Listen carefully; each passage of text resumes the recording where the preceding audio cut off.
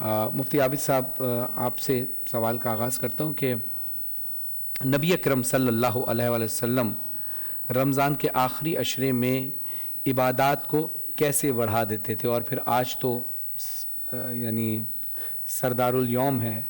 یوم جمعہ ہے، جمعۃ الوداع ہے۔ بسم اللہ۔ نحمدہ ونصلی ونسلم علی رسولہ الکریم، اما بعد فاعوذ باللہ من الشیطان الرجیم، بسم اللہ الرحمن الرحیم۔ قال اللہ تعالی فی القرآن المجید والفرقان الحمید، یا ایھا الذین آمنوا اذا نودی للصلاۃ من یوم الجمعۃ فاسعوا الی ذکر اللہ، آمنت باللہ صدق اللہ العظیم۔ آج جمعۃ المبارک کا دن ہے اور رمضان المبارک کا آخری عشرہ ہے، تو جمعۃ المبارک کا دن خود ایک بڑا مبارک دن ہے اور بڑی اہمیت کا حامل دن ہے کہ قرآن کریم فرقان حمید کے اندر ایک مکمل سورہ مبارکہ اس دن کے نام سے موجود ہے، اور اس سورہ مبارکہ میں خاص کر اس دن کے احکام و آداب کو بیان فرمایا۔ اللہ رب العزت نے فرمایا کہ اذا نودی للصلاۃ من یوم الجمعۃ فاسعوا الی ذکر اللہ، جمعے کے دن جب تمہیں اللہ کے گھر کی طرف سے ندا کر دی جائے تو پھر تم اللہ کے ذکر کی طرف دوڑ پڑو، اپنے کاروبار اور دنیاوی معاملات مشغولیات کو ترک کر دو، اللہ کی عبادت کی طرف آ جاؤ۔ تو رمضان بھی ماہ عبادت ہے اور اس کا آخری عشرہ جو ہے وہ جہنم سے آزادی کا عشرہ ہے، اور اس ماہ مبارک کا خاصہ یہ ہے کہ اس میں عام دنوں کے مقابلے میں عبادتوں کا اجر بڑھا دیا جاتا ہے۔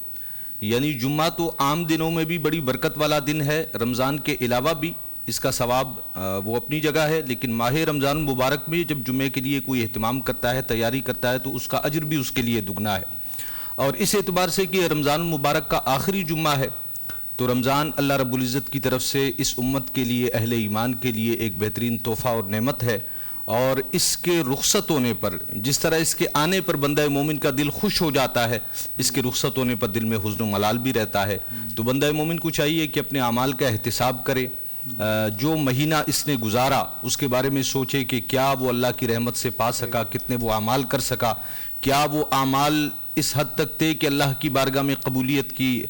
شرف کو پہنچ جائیں۔ اگر وہ نہ کر سکا تو اب بھی اس کے پاس چند ساعتیں، چند گھڑیاں ہیں، وہ اپنے رب کو راضی کر لے، اپنے رب کی عبادت کر لے، اور بالخصوص یہ دعا کرے کہ اللہ رب العزت سال آئندہ بھی اسے یہ مبارک مہینہ اور یہ ایام اور یہ دن نصیب فرمائے۔